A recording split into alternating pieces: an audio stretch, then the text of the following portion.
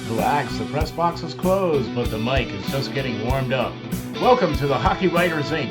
Join your host, Ron, as we talk all things Philadelphia Flyers and Lehigh Valley fandom.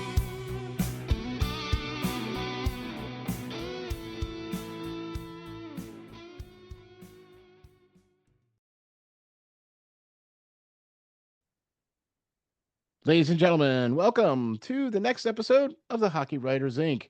with a very special guest host, Mr. Russ Cohen. How you doing, Russ? Good, Ron. How are you? I'm doing fantabulous, man. There's hockey all over the place. Formula One's back. I mean, it's a good time of the year, right? I didn't even know Formula One left. It's not on my radar, but okay. Okay, well, all right. But we're starting to get into the playoffs with the juniors as well, so that's kind of really cool. College is starting to ramp up with their playoffs is starting soon for them Yep. as well too. So, I mean, it's March, and so that's a good time of the year there where you start to see that playoff type of hockey and From some teams, some teams, not the ones we're going to be talking about, but probably not. No. probably not anyway. Thank you all for hopping on and joining us. If you like what we do, please hit the like and subscribe, man. We really do appreciate that. And we would also like to say a big thank you to lowercaseblues.net. That's lowercaseblues.net for the introductory music. Please hop on over to lowercaseblues.net. Check out their website. You can get some swag. You can check out their tour dates if you're in the Delmarva area. Go check them out for sure, for sure.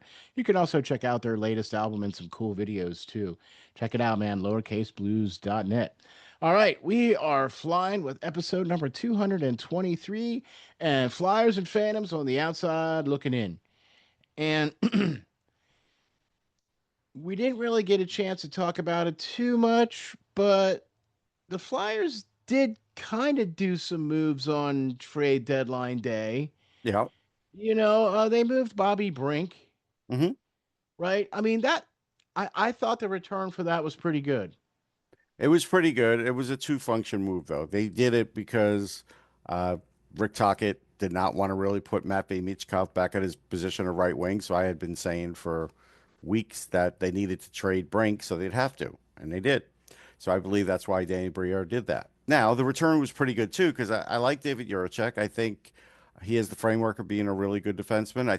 He's got a really good shot, but it's really not accurate.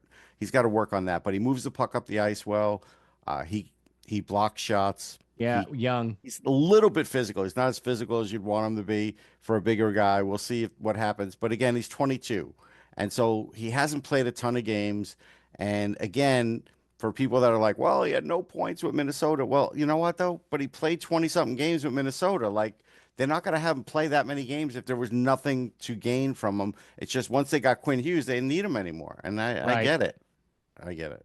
But that all in all though, I think that's a pretty good move. That gives Yeah. now the Flyers some depth at defense now with three right-hand shot defensemen now with adding Juracek. So I mean, Yeah. Yeah, you let him okay. play in the AHL the rest of this year. You see what he looks like in camp. Most likely he starts in the AHL next year, and you go from there. And you see what, again, Todd Reardon's pretty good with defensemen, and so you see what input he could have and what he can do for him. I mean, he's already paying dividends down there at the Yeah. Phantoms. Yeah, he scored a Right. goal in his first I game. was just going to say his first game he scored a goal. So I mean, Yeah. all right, that's pretty good. I mean, Yeah. it's not a a one for one. You traded a forward for a defenseman. But that kind of gives that next man up that opportunity now to Yeah. slot into that spot, and it allows Michkov to go back over to the right. Yeah. It allowed Michkov to go to the right, and it allowed a player who's pretty far gone in the NHL, Luke Glendening, to get a roster spot, which is weird, and I don't understand it. But yeah, you're right. That's who moved And up, Luke uh, Glendening.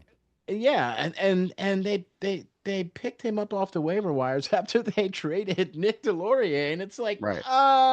wait a minute, you got rid of one Right. to And then people were assuring me, well, it's just because of injuries. And then the injured guys came back and Glendening was still in there. Now he got a point last game, but again, he's not what you're looking for on a rebuilding team. Now, you have to have some veterans on a rebuilding team. I get it.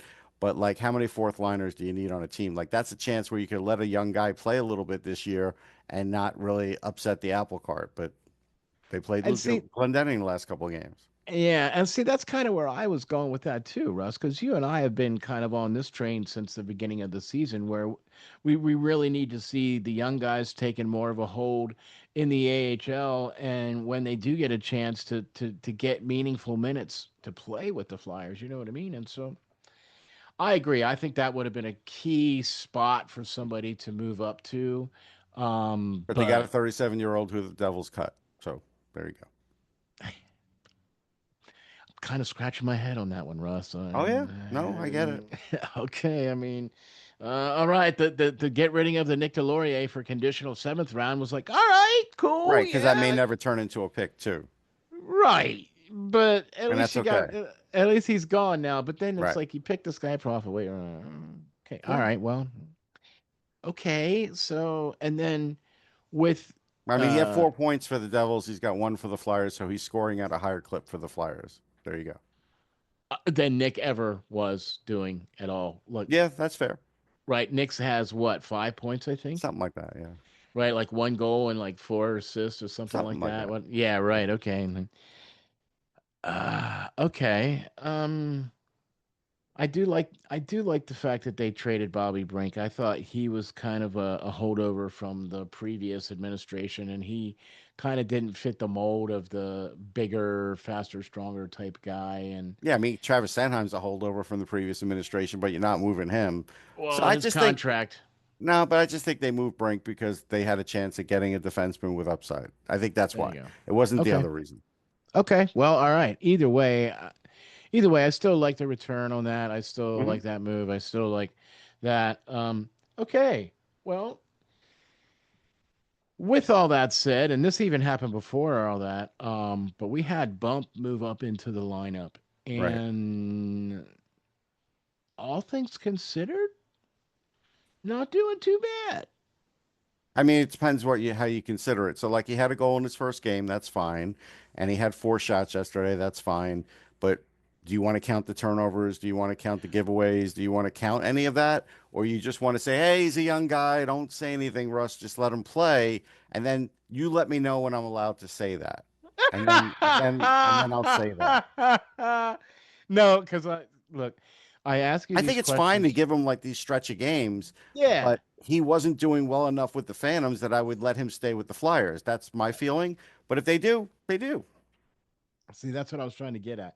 I ask you these questions, Russ, so I serve up these softballs for you, my man. You know what I'm saying? But I agree. I think a stretch is good. I feel the same thing with Barkey Oh, too. Barkey, I think is long overdue to go down, and I don't think they're sending him down.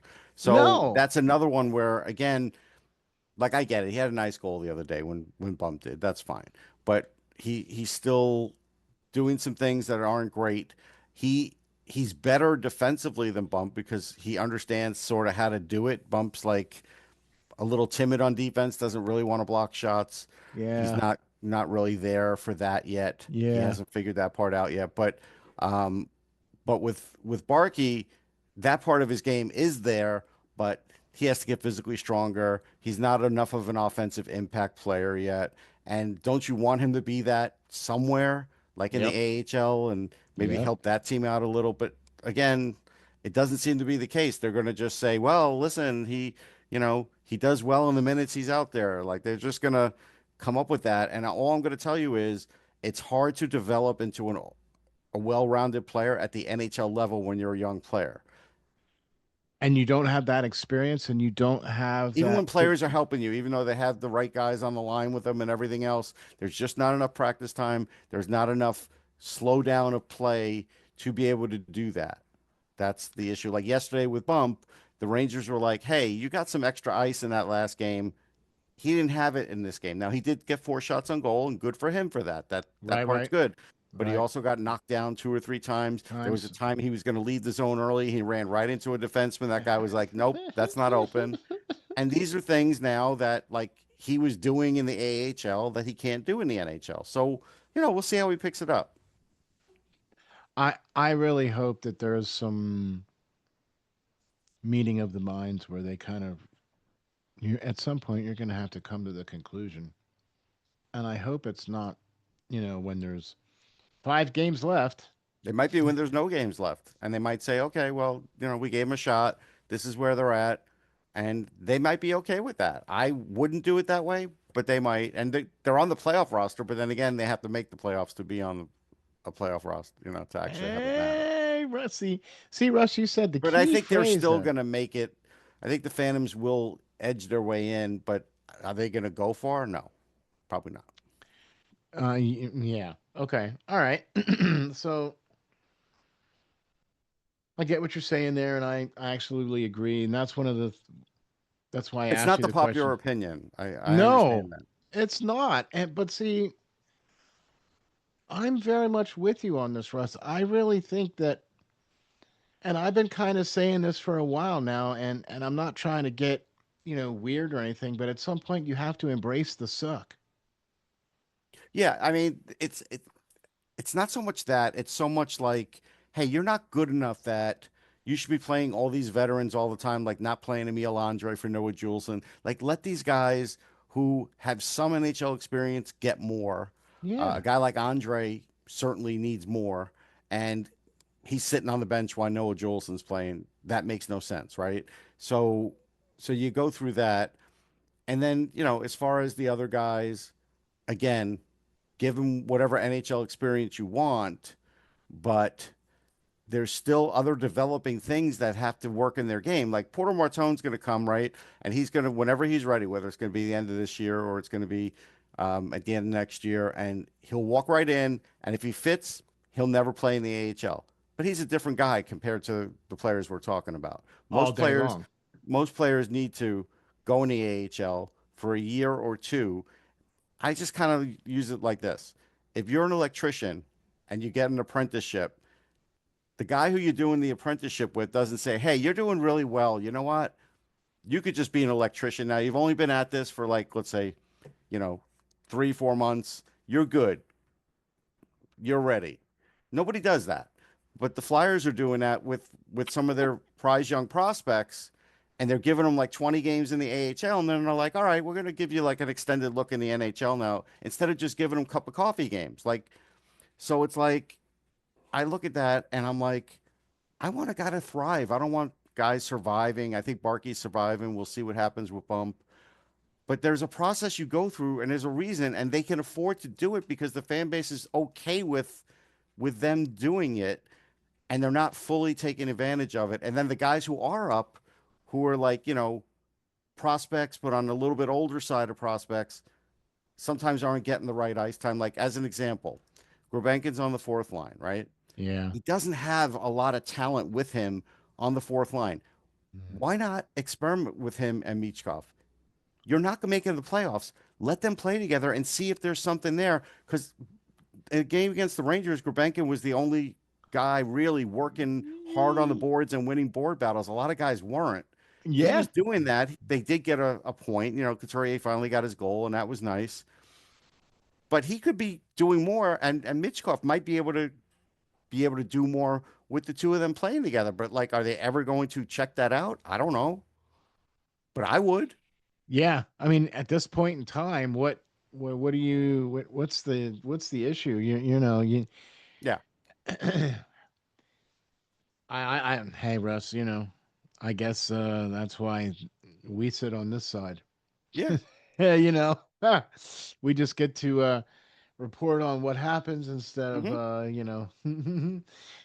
but okay. Yeah, these are just my opinions. Yeah, no, no, no. And that's why I love having you on here, Russ, because I very much value your opinion, and it seems to align very much with kind of where I'm thinking about things, and I think that's why we see a lot of eye to eye on a lot of the things here And because this isn't like I come up with these things out of the clear blue. Like no. when I started like with Shane Malloy on Hockey Prospect Radio, we had a lot of guys come on the show who were directors of scouting, scouts, and otherwise. I would listen to them. I would talk to them. I would see them after a broadcast. We would talk some more. I would talk to them in between segments, all these things, and I would take in a lot of what they were saying and how they do it, and all these different teams. Like we'd have every team on how they do it. And that's what helped me sort of form my opinion on what I think is a good way to do it. And I adjust with the times. If there's things that change, I change it. And so that's why I come up with these things. It's not just like I say, oh, well, you should just do that. Russ, that's the whole reason why you are who you are, because of what you do, how you do, and why you do. Okay. Um, I I don't think I would ever question your integrity No, you about, could and question me. I don't mind. That's what's yeah, but good I mean, as banter. far as your opinion, Yeah, but as it's far good as your banter. You opinion, could but it's, question my opinion. It's fine. and we have on occasion. Yeah, yeah, yeah. Yeah, but what I'm saying is that you have a very informed opinion, I try right? to. See, exactly, and that's where I try to come from as well too, and that's why I try to have you on here to so that you can give that informed opinion, Hmm. right? You know what I'm saying? And so Yeah. I can't even tell you how much I appreciate that. By the way, hop on over to sportsology.com and get yourself signed up or get yourself subscribed or make sure you We don't check even out do all the that. It's stuff, free. You could just go there. That's fine. right? Or whatever, right? You know what I mean? NHLDraftBuzz.com is my, You draft know. website. Go there. I'm putting stuff up there daily. I'm probably going to work on something on Gabe Perreault. I know it's a sore spot, but he looked pretty good, so I'll probably Yeah. write some. Okay, right. So there you go. Because I So because I cover all prospects for all teams, so that's why.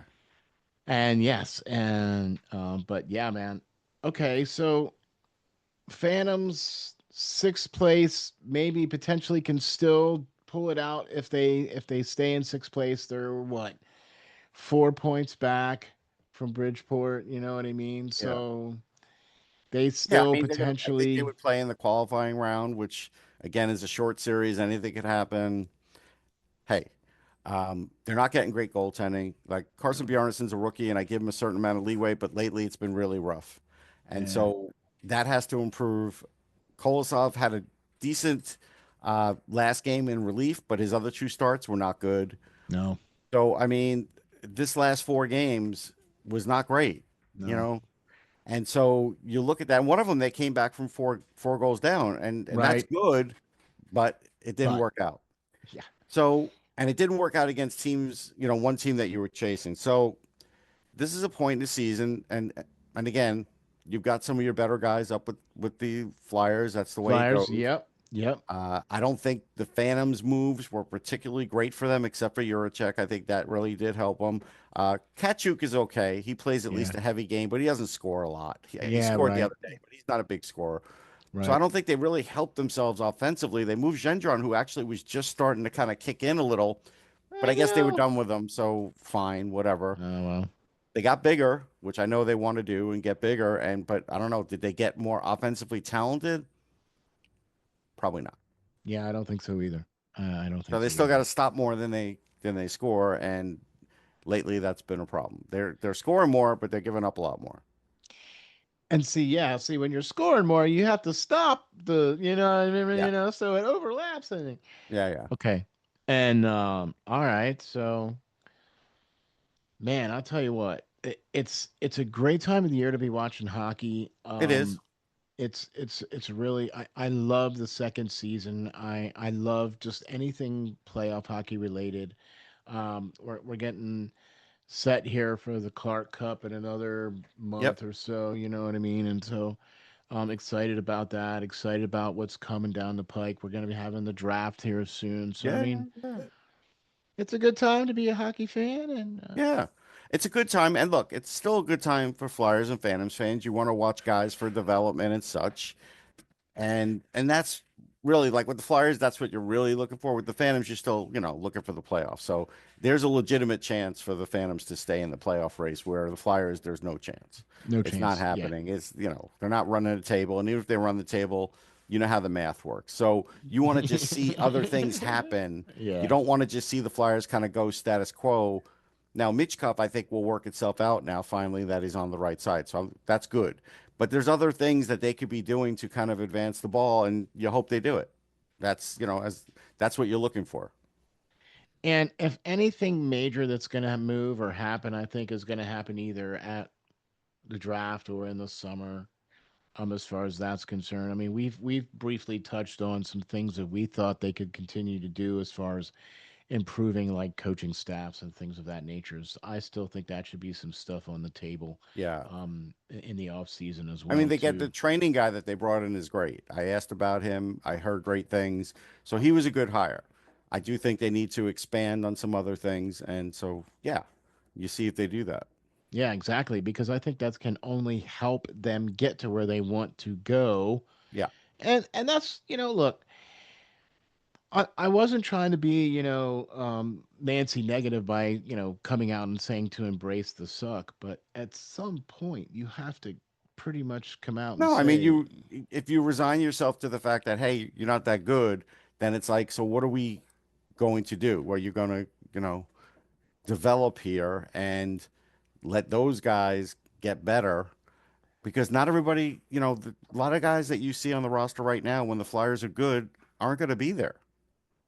And so that's what makes rebuilding harder is like just when you have some areas built up, other ones may age. And so it's hard. You have to get it all right. And trades come into that too, and free agent signings and all of that, right? And so trades they definitely could improve upon, even though I did like this last one, but they didn't trade Risto and they should have traded him for assets. And the fact that Danny thinks that he's going to get as much or more next year, that's a hope. That's not a definite because he's healthy now and he came off the Olympics. He's not going to come off an Olympics next year. And there was more hype for that than I believe ever could happen for a regular season for that player agreed. that they know has an injury history. There's going to be a limit to what teams will do to stick out their necks for him. So they didn't do that. And so like it's still, it's still like a mixed bag. And, after this, it's like 4 off seasons into this rebuilding. And, does a 5-year plan look reasonable now? No. It looks like it's going to go beyond that. And that's what happens sometimes. I mean, again, the Sabres didn't plan on going all the years they did without the playoffs, but sometimes it happens. And I'm not suggesting that's what's happening now, but what I am suggesting is from that original plan, it has veered. And so it's not exactly on the same path that they thought they'd be on before. And that's where you have to adjust. Exactly. And that's just it, adjusting after the Cutter Gautier kind of thing, because Yeah, that after was one of Cutter, their, after all these other things, it's just you have to adjust. You see that exactly. Jet Luchenko now is a bit more in Yep. question. Yep. So Yep. Yep. Yep. things have to, got to change the course a bit. And how can you change the course of it, Russ? I think the way that they can do that is doing a bit better job in doing their research and due diligence in the guys that they're drafting so that they can hit on guys more than just here and there. I mean, we talked about this in the last show. How many guys have they drafted in the last however many years that have been superstars or all stars, even? I mean, that's a pretty low number to zero. It's a Okay. You low get what? number. Yeah, it's Yeah, a low number. But the other thing is, it's kind of like, what are they looking for? Like, as an example, we all could see that the power play is not good, right? It's not great in either place, but it's really not good for the Flyers. And so they're missing guys who actually could shoot the puck and move the puck as a defenseman on the power play. York does half of that, and Drysdale does half of that. Sometimes he's okay, sometimes he's not, right? And so Would you also agree that they need somebody to be in the front of the net on a regular oh yeah, of basis? course, but that's hard to find because guys will tell you they'll do it and they just don't do it. Like it's just that's Okay. one of those things where that's hard to find. But as far as the defenseman, you could find it, right? And so again, even in this draft, that's sort of like what I'd be looking for because there's a lot of offensive defensemen. But the question you have to ask yourself is, so if Ryan Lynn's there, who's 5'11" but has tremendous offense, would they draft him or would they go to somebody else who's 6'3"? And if you ask me honestly right now, I'm telling you they'll probably go to the 6'3" guy and hope that they get the same offense where, hey, if Ryan Lynn doesn't play in the top pairing, but he's your top power play guy, that's still a win. And at some point, you have to get that guy. And there's 2 or 3 of them that'll probably be available for him in this draft, but some of them are not big guys. And so that's where you have to wonder, are they going to veer from that? Because if they don't, then they are going to limit themselves and they're going to get a lot of defensemen that are similar. You know, Travis Sanheim's the best one that they have defensively, and he's good moving the puck, but he's not great offensively. York's not No, great offensively. no, Drysdale's not great offensively. None of them no. have that extra something offensively that you need. None of them. So how you getting it? And Risto isn't either. No, and Risto's not either. So how you You know getting what it? I mean? Right. Yeah. So you need at least one of them guys. You know what I Yeah. mean? I mean, hey, I don't know. But, well, I'll tell you what, Russ, I think we got a really good show here. Yeah. I think we covered a lot of great stuff. We talked about the trade deadline. We talked about what's possibly in the future for the Flyers. Look, when it all boils down, we want this team to be successful. We want this team to be winning, and the only way you can do that is to be consistently winning and be consistently part of the conversation. It's hard to do And that though. It's not it easy. I'm is. not suggesting it's easy. It's not, and no, and we're not even suggesting that at all. But it's something that I believe that's what the Flyers and the Phantoms are striving to get to. Hmm. And sometimes sometimes I have to admit that I let my frustrations get the better of me because I see different ways that this team could go, and I've seen different ways that this team could go that would have Listen, worked out players are getting frustrated. You know, Travis Konecny's had a certain amount of frustration. Last night, Zegras got frustrated because he wasn't physical enough on a play and took a bad penalty. Like players get frustrated over this. Like it's natural. exactly. So there you have it. Well, see, that's why we have one of the absolute best in the business when it comes to prospects, when it comes to all things hockey. Thank you, Russ, for being on the show, sir. We really appreciate it. Yep, Why don't you tell the folks where we can get I all already of your did. We're great good. stuff? We're good. Okay, well, I'll tell you what. First of all, I'm going to do this again because Appreciate it. got got to hop on over to Amazon.com and check out the list, and I mean a list of the books that Russ has done. Go check them out, man. Get yourself one for sure. And if you get in contact with him, if you go over to sportsology.com, you can email him and send him a request, and he'll send you Yeah. one that's signed. Oh, hey, what do you know? So thanks, Russ, for being on the show. Really appreciate that. Thank you all for being out there and tuning in and checking us out, giving us the 11th best ranked Philadelphia Flyers podcast in all the land. Thank you all very much for that. You can find us at HCK Writers Inc., or I'm sorry, HCKY Writers Inc. On X. That's HCKY Writers Inc. Or you can find me at orange_media.